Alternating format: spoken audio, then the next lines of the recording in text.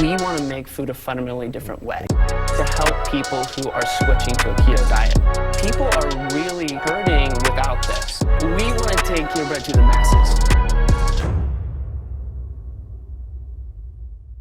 All right. Great. Welcome to the podcast, Debra. Thank you. It's fun to be here. Thanks for coming down. Sure.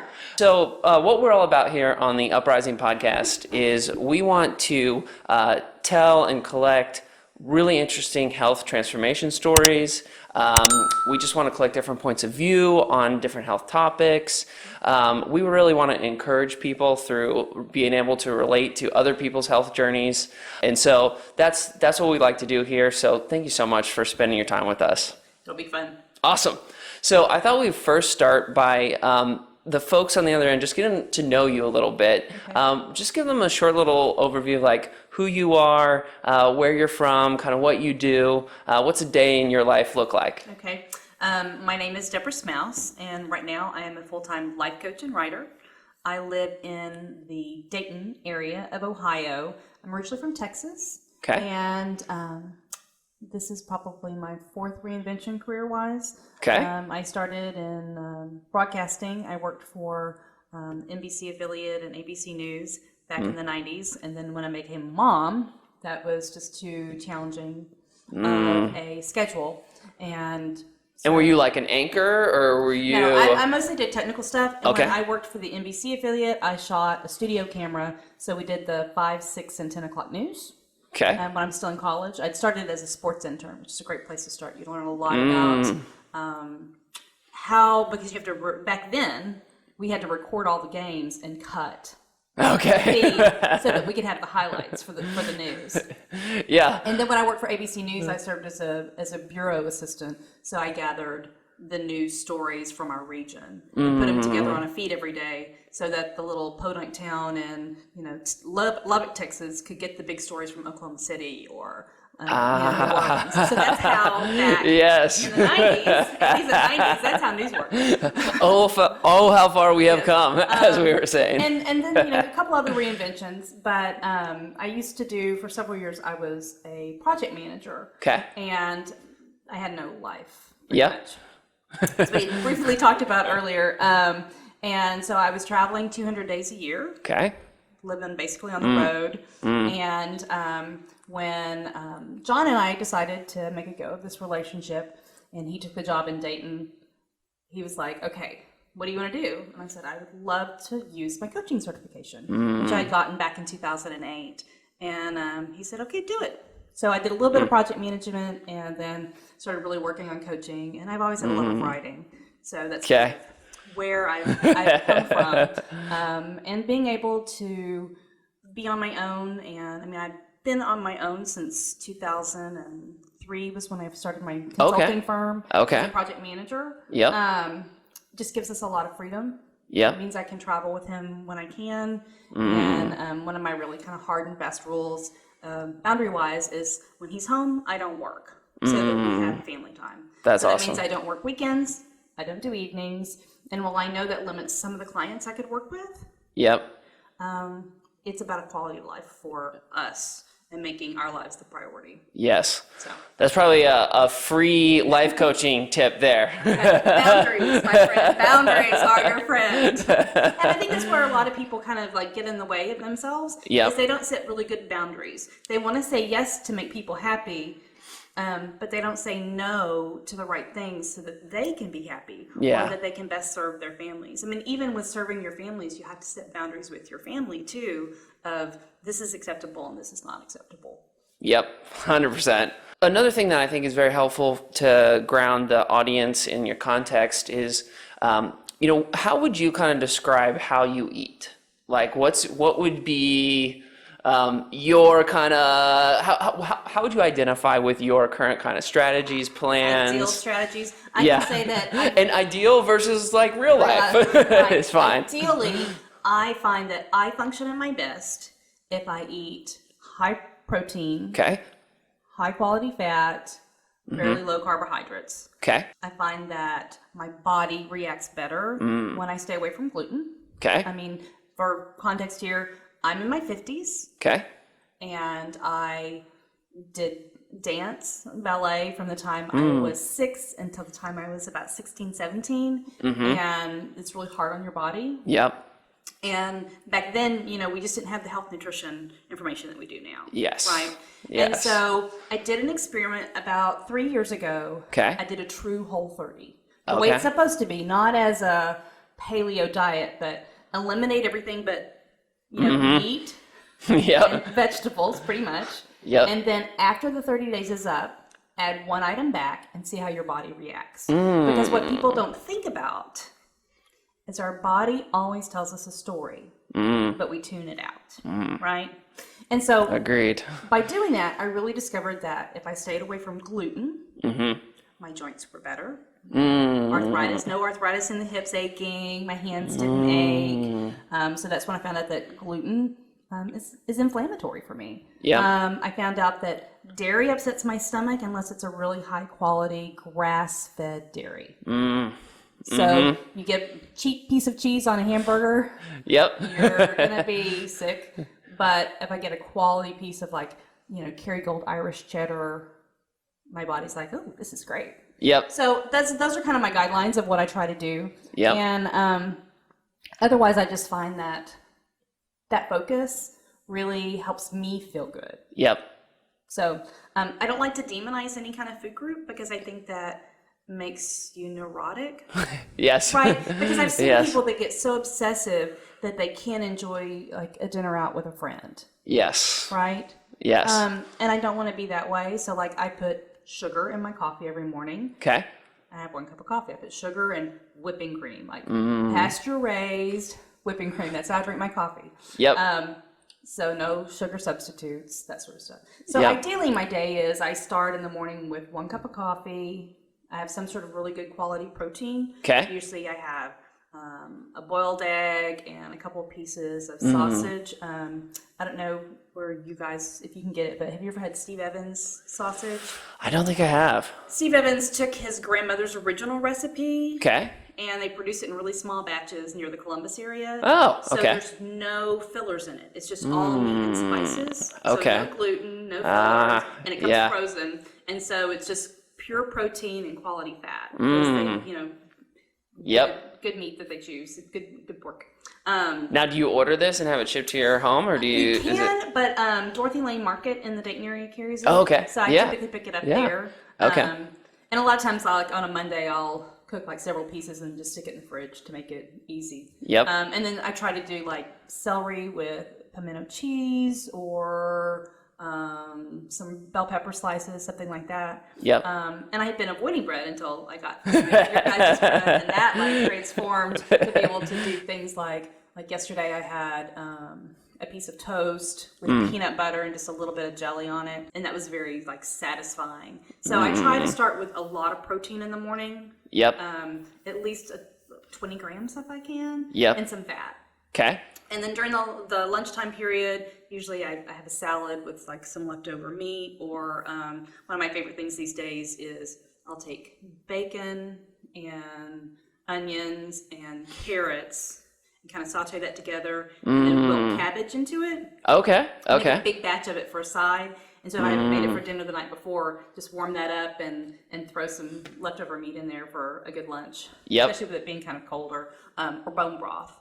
Yep. And then dinner we eat really clean. We usually have chicken. Sometimes we do beef. Okay. Sometimes we do a pork loin, but you know, a very good piece of meat, grass-fed, pasture-raised, that sort of approach. Air-chilled chicken, organic. That's the kind of approach I take to proteins at our house. Yep. John still eats more carbs than I do, so I may make some rice or pasta, and he gets like a regular sized portion. I may have like a spoon of it just to kind of add. Yeah. And then veggies. You know, we do a lot of wilted spinach at our house. Okay. Lots of like chicken and tomatoes, those sorts of things that are kind of, especially this time of year, to kind of, because it's January when we're shooting this. Yeah. You want something kind of hearty, but you don't want it heavy. Yes. And then I make his lunch every day, and every day in his lunch he takes a salad with whatever protein was left over from the night before tossed on top. Yep. A bowl of fruit, usually berries and pineapple cut up, some yogurt, and some almonds. That's his kind of lunch. So I fix that every day for him. And that's kind of our eating day. Man, he's a lucky guy. His sisters will say I spoil him, but I say why not? But because he works on a base, it can take, 15, 20 minutes to get off base and then back on base for lunch hour. So to be able to not have to leave base to eat his lunch every day has been helpful. So one of the things that we're all about here at Uprising is living a healthy lifestyle in real life, not aspirational life, right? And one of the things that you mentioned that I think is super important to dig into is how to live maybe one eating pattern or strategy that you prefer when your other half, or if you had a larger family at home, isn't necessarily wanting to eat the exact same way.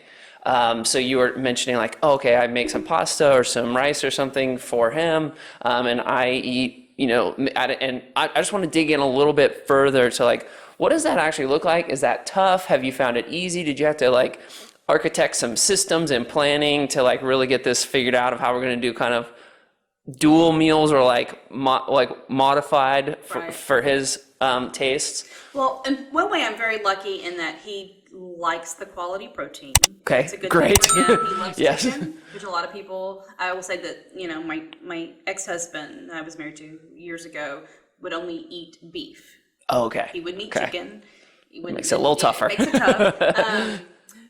But part of it is an overall approach to the family health of saying, hey, look, from the research I've done, this is a really good way to sustain your health. Gotcha. And I think it's a lot easier when you get a little older. I know some people think you're stubborn and set in your ways to say, okay, the better I fuel my body, the better I'm going to feel. Yep. And so then it's saying, okay, how do I need to eat and how can I still satisfy my family? Because for a lot of families, food is still love, right? It's the only way we can kind of love and nourish our people, right? And so it's about that balance of, how can I modify this meal to satisfy everybody? Yet also meet my own nutritional or health goals. And so while it seems like a little extra work, if you can take that step back from it first and look at your meal planning, like for me, for example, if I make a batch of rice, a batch of rice feeds 2 meals for him. And I still get, I make sure I get a gluten-free rice. Because not all rice is gluten-free. You gotta check this stuff, people. Even though rice is gluten-free. It's processed, it's cross-contaminated, or, that sort of stuff. And so it's about saying, okay, how can I be conservative for a budgetary perspective so that I'm not throwing food away?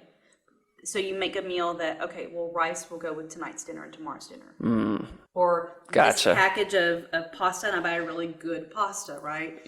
This package of pasta, these little, we like the little filled pasta that has the cheese and the spinach in them. Oh, okay. That you get in the refrigerated section. And Whole Foods has some great ones that are organic. Is like, okay, this package of pasta that's probably meant for a family, well, that makes 2 meals for us.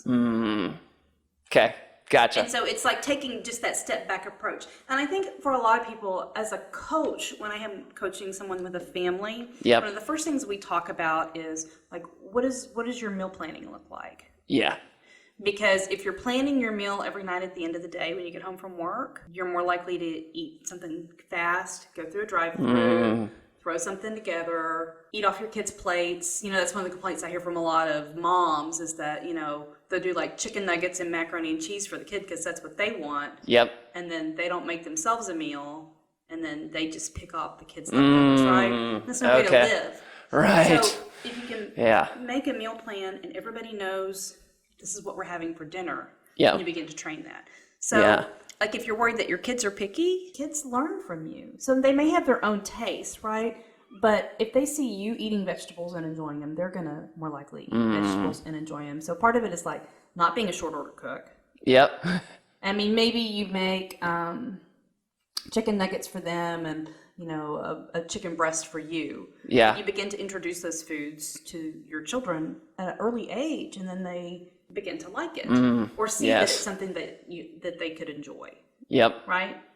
Now let's also go to one thing we find is that, well, and you probably just see this as well in your friends or just around you, is that a lot of folks will try to make a big change in their health, and maybe they stick with it for a week, a month, a couple months, sometimes even a couple years, and then there's this like reversal, or going back to old habits, old lifestyle. You mentioned, hey, there was this moment where I decided to do Whole30, and then it seems like you've really it seems like that was a line of demarcation where your lifestyle, at least eating wise, really changed. I think it'd be great to dig into.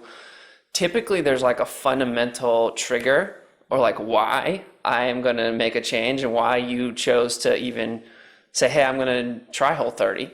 That I think is important to dig into, because I've found after talking to folks on the podcast that usually that is accompanying any sustainable life change. So I would love to hear a little bit more about your story of like rewind back. Why did you decide to even experiment with something new, and what were you trying to achieve? So for me, I mean, again, I'm a woman in her 50s. When I turned 50, I just noticed that my body ached a lot more, right? It was the aches. And so it's like, because I danced for so long, I have bursitis in my hips, and I've had bursitis in my hips since I was in my late 20s. Yep. And I noticed that my hands were like, even holding a fork was hard. And writing, Yeah. Because and writing is like part of your livelihood. My hands would be cramping up, and so I talked to my hormone doctor. I go to a hormone doctor here in Cincinnati. Okay. And he's like, you got to look at like your body's inflammation. I'm like, okay, well, like anti-inflammatory diets are very extreme, right? Yep. So it's like, okay, well, how can I figure out what my body needs and what it doesn't? Because I'm 50, but like my mother-in-law just turned 90. So like you can have a long, good life, but you have to take care of your instrument, right? Because what kind of life is it if you live to 90, but you're miserable, right? Can't move around, right? Like, like we just quality went of to life Disney World with her, and although she didn't go to the parks, that is awesome, right? Although she didn't go into the parks, she had a great time at the resort. She doesn't use a walker. She doesn't use a cane. And a lot of it is because she's been active. Okay. Keeps her mind sharp. And so when you step back and say, okay, I am getting older. Yep. And I don't want to be achy my whole life. What do I need to change? And unfortunately, women especially gain a little weight as we get older. It's harder to take it off. That's also very hard on our joints too. Yep. The extra weight is hard on your joints, right? And so that's why I said, okay, well, what's a good way to figure out what my body likes and what it doesn't? And for me, it was going through the Whole30, sticking to it, and then being very curious. And I think that's the other thing you have to do. You have to be curious about things. Yep. Other than making it a punishment or, oh my God, I've got to lose 50 pounds. Yep. We all have that aha moment, right? Where we're like, okay, I can't do this. But it's taking that aha moment and taking that first step. Like, have you ever heard of the, I think it's the 5-minute rule when it comes to productivity? It's like, when you set a goal, you need to do something in that first 5 minutes towards that. Okay. Even if it's a little tiny baby step. Just to get the ball rolling. You got to get the ball rolling. Okay, got it. Like, as a coach, what I see for people is they set big goals, but they're too big and they're too broad. You have to break it down into something that's a baby step. Yep. So for me, Whole30 felt like a baby step because it had very clear demarcations of these are the rules. Yep. And then most people say, oh, well, it's just to stick to it. Or day 31, you just eat pizza. No, like really look at what the rules are. Yep. The rules are cut these things out, gradually add some things back, and tune into your body. Yep. What is it telling you? Yes. What is it telling you? So that is so consistent with what we other guests that have come on have said is so many people set these huge aspirational goals. And the reality is that it's the momentum that you gain over time of getting this step done, then the next step, then the next step, and then the snowball's starting to roll, and then now we're headed down the hill, and now we've got something that we can keep going with. But those goals, like I do agree that if the goals are too big, they're almost like a weight on your shoulders. Right. It's like you're so tied to a certain outcome, And I think especially timelines can be a real like ball and chain on you as you're trying to make some sort of transformation, that it makes it such that you're like, you know what, this just isn't even worth it, or the perceived pressure is so high that you ultimately, I think a lot of people give up because of what they're feeling there. Well, it's because they're not necessarily seeing these results, I think. And in some ways, you have to divorce yourself from getting an exact outcome. Because you say, okay, I want to lose, like my goal this year is I'd like to lose like 18, that was my goal at the beginning of the year, 18 pounds. Okay. So now I'm down to like 12 pounds that I want to lose. Okay. I got back after Disney. Yep. I did not follow my eating plan at Disney World. After Disney, I got back to eating better. And it's just like, I can't get stuck on that number on the scale. Right. Because a pound is going to say, oh my God, I've failed already. Yes. So, or what people tend to do is, yes, well, I've had a piece of cake already, I may as well just blow off the rest of the day. Yes. Right? And the rest of the week and the rest of the weekend. And so it's that attitude of giving up on ourselves rather than saying, okay, how do I want to feel? And so for me, a lot of times I sit with clients is, I understand this is the outcome you want. Yes. Tell me how you want to feel when you reach that goal. Yes. Okay, what experiences can give you that feeling now? Yes. And I also think that there's a bit of, unfortunately, in Western culture, outcomes are people's identity. So it's your achievements, it's your status, it's it's that number on the scale. That's your actual, people internalize them as their identity. And that is not your identity, right? That is like, that number on the scale is just a diagnostic of where you're going. It's helping you understand, where am I now versus where am I versus where have I been. And it's just a guideline. Yes. We didn't tell the audience up front that you were also a Toast Cleanse participant. Right. And for those who don't know or haven't heard about our Toast Cleanse, it's on our website, Uprising Food. Just go to the menu. You can find it quickly. But long story short, Toast Cleanse is all about helping people's gut health. Right. And showing them in a short period of time what's possible. Right. Not to be confused with eating toast for the rest of your life. Right. That is not what we're trying to say. But what the food is so balanced that we want to demonstrate to people that this is just a very, very healthy food that can be a foundation, like a very regular part of your health plan. Mm-hmm. Doesn't necessarily have to be just, hey, when I really want grilled cheese again. So that's the point of the Toast Cleanse. Right. And then I would say the other main thing that folks should know about the Toast Cleanse is we really, really care about raising awareness to gut health. And when we did all of our research for the Toast Cleanse, we quickly found out that 95% of Americans are living in the fiber gap, which is not getting their daily fiber, right? And that's not good. And not only is it 95% of Americans, like I am even in there, and I thought I'm like a very healthy person. Right. So it's affecting a lot of us, and some of us don't even know or even thinking about it. And our bread is so unique in that there's 9 grams of fiber per slice. Right, which is a lot. Which is a lot. So obviously we want to help feed the good gut bugs. We want people to digest really well. We want to slow down those nutrients and whatever else you're eating, so that the body can really get in there and digest it. So that's what Toast Cleanse is all about. Right. We reached out to our email list and said, hey, does anyone want to participate and be the beta testers? Right. You willingly signed up, and we are grateful for that. I will. And I will tell you, we were driving home from Disney World when I got y'all's email, and so I'm replying in the car, knowing, yes, after all of the delicious stuff I ate at Disney, I really do need to reset my gut. And get back in. I will say up front that when I was in my late 20s, I was diagnosed with irritable bowel syndrome. And a lot of that's been managed since I've learned to manage my stress better. Oh, okay. And got a divorce from my first husband, but that's a whole other subject. But so I'm aware of how much our bodies need fiber, but I also know how hard it is to get it.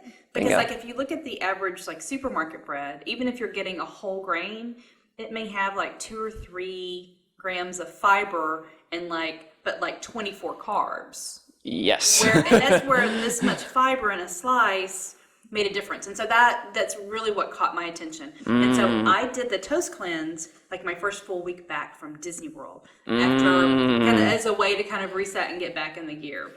I was super excited about it. I was a little leery of how it would taste, to be honest. Okay. Because I have tried some of those high fiber or keto friendly breads. And by keto friendly, I don't just mean for the keto diet, but it means that it has like a very low net carbs. So for people that aren't looking at carbs, yes, you got your carbs and then you subtract the fiber to give you your net carbs, right? Yes. And so that's kind of like the numbers you need to look at. But then when I got it and actually tasted it, I was very pleasantly surprised because it actually tasted like bread I would buy, not like from the bakery as like a treat for dinner versus just supermarket bread. Well, that's the greatest compliment we can get. Right. We are a taste first, health first brand, as in there is no second in those two sets of choices. Right. And we are really going for like a mild, nutty sourdough taste. Which I would say it hits there. Great, thank you. We don't want it to be overpowering, right, but we want it to be able to work with all your classic bread dishes. Well, and I will say, like, we were talking earlier about how people kind of fall off the wagon of a goal. Yep. And one of the things people need is they need a carrot, right? They need that gateway that's going to help them stick to something. And so, like, for me, this was a really good gateway into getting back into eating healthy after being on vacation, because it tasted good, and then I added things on top of it that also tasted good. Yep. Right? And yep. so it wasn't like I was dieting. I yes. was eating something that actually tasted good, because you have to say, food is still, for a lot of people, it's the only pleasure or comfort they have in an average yes. day. I mean, we're a stressed out society. I think that's the reason a lot of people reach for that very sugary Starbucks or the donut or the cookie, because it gives them at least that one moment of pleasure. Yes, exactly. So why can't you do both? Right? And well, yes, that's exactly what we're going for here. Is we're trying to teach people that, hey, you can do both. Mm-hmm. Like food can be made, healthy food can be made to a level where it's also delightful, right, and it's enjoyable, and it does remind you of early food memories or food memories that you really enjoy, or like bring your family together. So that's what we're going for with anything we make at Uprising, right. Whether it be the bread or the future products we're going to launch. We're looking to give people taste that meets them where they are. Right. Like it says, hey, we understand that you have an expectation around taste, that you have a lot of memories of taste of foods. We want to try to get as close to that as possible. And that's where we felt there was a huge gap in the market in the health food space. There's a lot of health foods out there that are not healthy. Well, there's that. And then there's also like people with super genuine ambitions to like help give people a healthier option. But at the end of the day, if they don't taste close enough to what the consumer is expecting, it's really just an aspirational product. Or it might be something that, hey, I could maybe eat occasionally, but it's not going to become a staple of my life. Right. So I'm torturing you here by having you smell this piece, so good. this piece of toast. So for those who haven't tried the bread, part of what the Uprising show does is allows someone like you to come on, taste the bread live, and explain to them what does that bite taste like. Okay. So we have made you a piece of cinnamon toast. Tough, I gotta tell you. Now, the only thing on this is cinnamon and Kerrygold butter. Okay. So if you would like, please enjoy. I've been thinking about it. A first bite. Put it up here. And let the audience know what you taste. So folks, just while she's chewing here, we'll give her a second. If you don't know, our bread is made out of only 8 ingredients. Mm-hmm. This is almond flour, golden flax seeds, psyllium husk, apple cider vinegar, egg whites, and then just salt, water, baking powder. That's it. Mm-hmm. And this is, I like to tell people in a very millennial phrase, we are all the things. So we're paleo friendly, we're gluten free, we are keto friendly, we're clean keto friendly, and we're designed for gut health. So we're trying to be the most modern science, just like in bread. And so like you want to ask how it tastes, it's like you get this very doughy, satisfying bite of, I'm a big fan of like sourdough bread. So you've got a little bit of that harder crust, and you've got the really soft part, even though it's been toasted. And so you get that crisp and doughy together in one bite. That's like very comforting. Like I say, I'm from the South, so bread is like, growing up, we had Mrs. Baird's white bread on the table. We just ate white bread with dinner every night, right? Yep. And this is a way to kind of elevate that to sophisticated, but yet like a really satisfying way to comfort. Because like, I mean, is there anything more comforting than like cinnamon toast? You've had a bad day. Right. You can do a little cinnamon toast, and it's like, butter and toast. So that's what I think when I bite into that. It's those memories, of like my grandmother making cinnamon toast. The way she used to make it, she didn't have a toaster. She would take bread and put butter on it, and the cinnamon and the sugar, and then stick it in the oven. Ah, okay. And so you get that same kind of love and comfort from that little bite. Well, that's exactly what we're going for. So obviously this is one of the ways you could make toast on the Toast Cleanse. And we have a few different suggestions that we put on the website. But would love to know from your perspective, what ways did you actually end up making the toast during your Toast Cleanse? So the goal was to eat 5 pieces of toast a day. Yep. I usually made one of those a sandwich. Okay. Because that gave me 2 pieces. Because I will say, like yesterday, I had a piece with peanut butter and a little bit of jelly on it before I took my husband to the airport. And so I had it about 9 o'clock in the morning. And like still at like 2 o'clock, I wasn't hungry. So it's filling and satisfying when you put that together. Yep. So I did do cinnamon toast one day as a snack. I did a lot of avocado toast. Okay. And on my avocado, I just put a little bit of garlic, a little bit of salt, a little bit of pepper, maybe a little bit of lemon or lime juice. Yep. I did have some radishes, Okay. some celery with that a couple of times. I did do grilled cheese once. Okay. For dinner. I did French toast one day. And by the French toast, I took a really good egg. Yep. Some whipping cream. Okay. Like pastured whipping cream and a little bit of cinnamon. Yep. Mixed that up, drenched it, and then fried it in grass-fed butter. Right? Yeah, I'm getting hungry now. And so those are the ways. And for me, that was like enough to kind of keep me. I think one day I supplemented. I had like a cup of like bone broth. Okay. I was still kind of recovering from a cold as well. Yep. So I had a big cup of bone broth with just toast with butter. Yep. But that's really pretty much all I ate. Okay. For those 3 days. Perfect. And the results were like the first day I was like, well, that's a lot of food. Right? By the second day I was like, which is the opposite of like what you think of when you think the word cleanse. Right. Which is intentionally what we're trying to do here is say, look, this isn't a like weird crash diet cleanse thing. Our bodies are not designed to not eat food. Right. I mean, we can go without food if we have to, right? Because physiologically, survival, right? Yep. But our bodies aren't designed to not eat. And so all that does is like, it tells your body, I'm going to starve you. And so it holds on to every single fat molecule in your body, right? And so by doing it this way, you're satisfying your body and saying, look, I'm not starving you. Yep. And so you satisfy your physical body, but your mind too. Yes. Right? Yes. Right. So I think that's important. Which is a big part of the equation. It is a big part of the equation when it comes to this. So day one, your first reaction was like, whoa, this is more food than exactly. I was I really had to struggle expecting. for that last piece, what to eat. And then the second day, I had kind of settled into my own rhythm.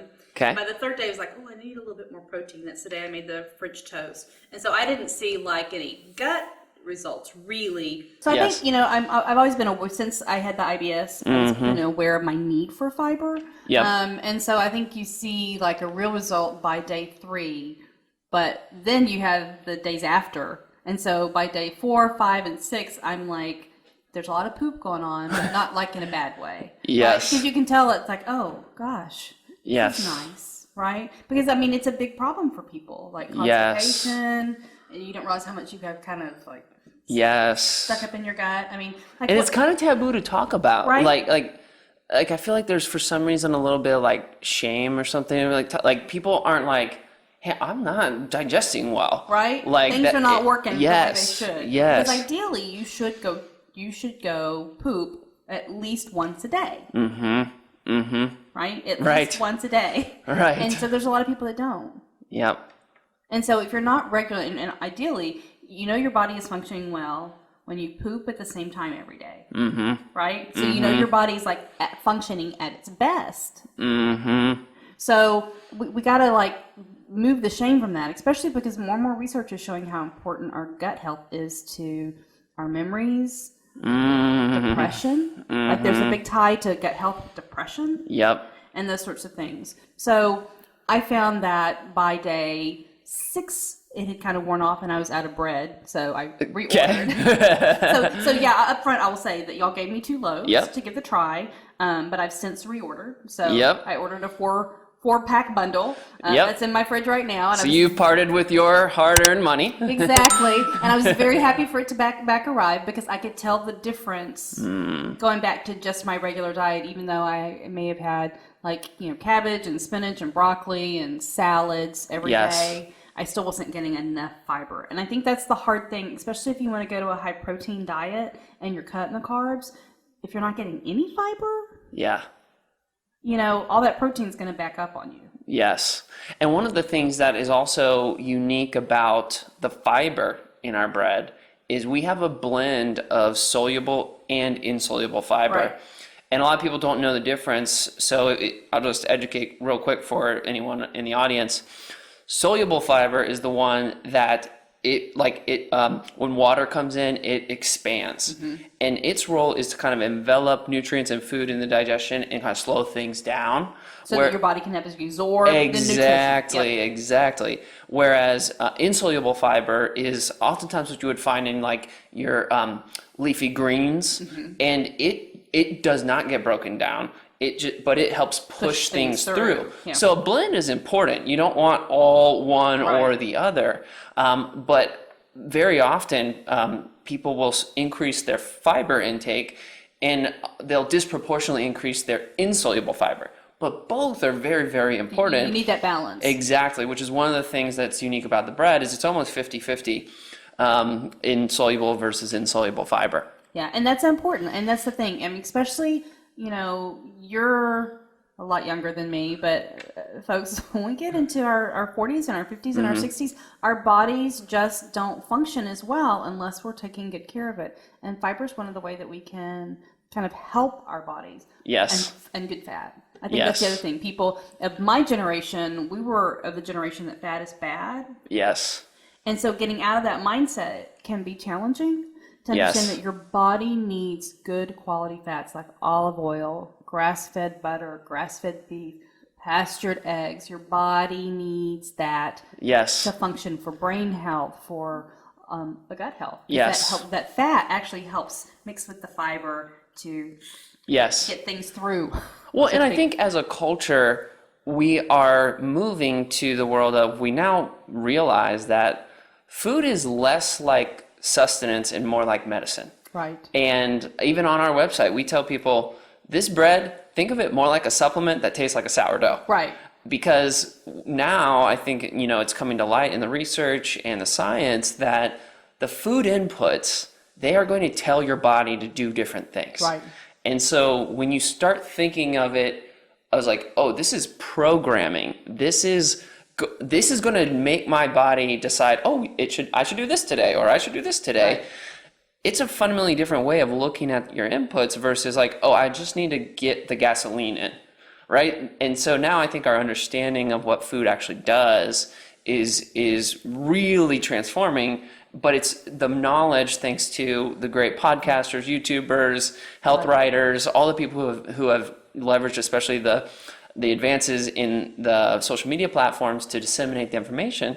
Now people have a much better understanding of inputs. What do they do when they go in? Right. Because, you can say, you hear the joke that calories are not created equal, and they're not. There's a difference between eating a 1,500 calorie diet that's full of fruits, vegetables, lean protein, good fat, lots of fiber. Yes. Versus eating a crappy hamburger from a drive-through and fries and saying, "Oh, I've reached my calorie quota for the day," when you've had no nutrients. Right. Right. But so Right. again, Yes. especially people as we get older, this is our only body here. Yes. And Yes. if you want to live to an older age and be active and have a quality life, you've got to start taking care of yourself. And Yes. food is a great way to do that. Yes. Especially if you can do it with something that still tastes good. Again, it's that gateway of, okay, well, this actually tastes good, so I will Yes. stick with it, versus some fad diet that's just such weird ingredients or has manufactured things that you may eat it a few times, or maybe you stick to it to a week, but it isn't sustainable. Right. But Right. adding something like this in, it actually allows you to be more sustainable with those kinds of goals. Yes. So we want to wrap this up soon. What would you say to anyone who maybe is on our website considering doing the toast cleanse? Okay. Just try it. Okay. Like until you have to be curious about your own self and your own life and your own body, right? And so if you don't try it, how do you know it won't work? But if you try it, you will know if it's a good fit for you. So be There we go. curious. Be curious. Now, what would you say as a post toast cleanser, and clearly have rebought? So Right. there's some way you saw to use this in your lifestyle going forward. What would you say to post toast cleanser people from your point of view, or people who butter bread, haven't tried a toast cleanse, or like looking for ways to integrate bread back into their life? What would you say as a post toast cleanse commentary? If nothing else, shoot for at least 1 to 2 pieces of bread a day, and however you would incorporate it. So like one of the things I was thinking about the other day is making garlic bread with it. I think that would be good. That's what I do. That's what I personally do. Right? Yep. So have a slice of bread with dinner. Use Yeah. it as a way to, I mean, I know we're not dogs. We shouldn't be rewarding ourselves with food, but use it as part of your own like personal reward system of, hey, I'm going to have a nice piece of garlic bread with dinner tonight, or I'm going to have a piece of toast. You know, and so even if you can't stick to it, having 2 pieces of bread a day, I think will help you kind of maintain that momentum you got with the toast cleanse, as far as the amount of fiber. Yep. You know. Yep. And if you pre-slice it at the beginning of the week, right? Like go ahead and slice a loaf, then it makes it easy to like make a quick sandwich or make a quick piece of toast. And I think that's the other challenge for people is that they need it to be convenient too. Right. So you make it convenient for you. Yes. Love it. All right. So I'll just give you one last question, which is really more of an open-ended question. There's people all over the country who will watch and listen to this podcast. And I just always want to give anyone who comes on a platform to just, if you want to get one message out to the world, kind of like think billboard style, just from your life experience, what would that be? And give you the last word. You have to make every day count, because we have those big moments. We have the weddings, we have the reunions, we have the big vacations, but those make up such a small part of your life. You have to make the everyday moments something that is special to you. So buy the flowers, use the good china, have a cup of coffee with your partner.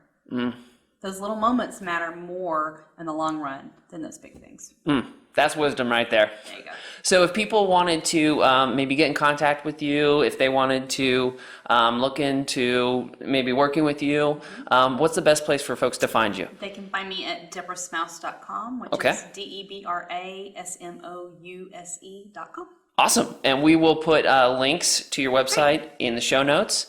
And I did save in my Instagram, I did save one of my highlights about the toast cleanse. Oh, wonderful. Okay. So if they want to see like day by day, I recorded something every day and then kind of gave a post wrap like the awesome. next day. Okay. They can find it in my Instagram, which is Debra Smouse, and check out the highlights. Well, we will link to the Instagram as well. Great.